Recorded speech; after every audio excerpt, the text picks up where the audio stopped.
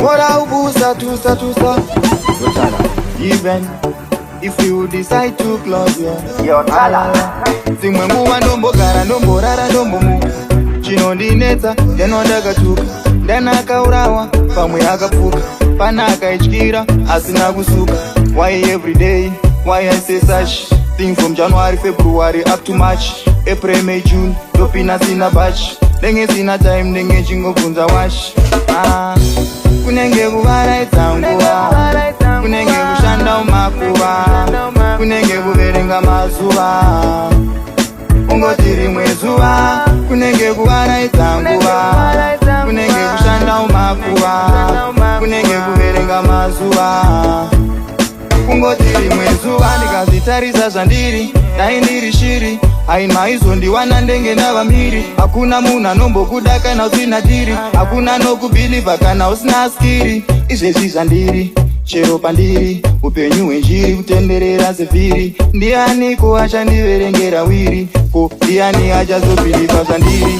Kunenge kuvaraidza nguva, kunenge kushanda umakuva, kunenge kuverenga mazuva, ungoti rimwe zuva, kunenge kuvaraidza nguva, kunenge kushanda umakuva, kunenge kuverenga mazuva, ungoti rimwe zuva. Tala ndombovhumuka, ndomborota nchifamba nchidonha nchisimuka, masango matema, zvinhu zviri kurema sika, hapana ndombovhimika, ndombozviti ndinika. Asi mwana singachema nofira mubereko wamai, ndosvika kupi ndichipfimbika, mumwoyo zvichidzimika.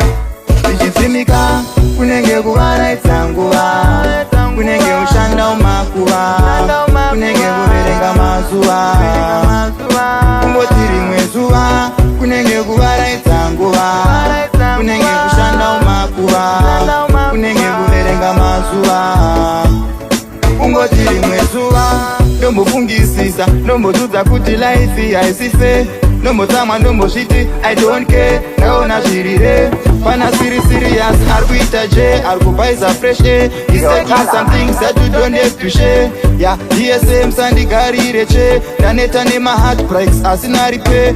Totozvitaura loud and clear, doesn't matter to you who is near. Ane rimwe gore randakaposa ndabva iye, ane pamwe pacho panakazonzi asiriye. Amawe kunze basara makuta nerushiye, asina siye upenyu efie.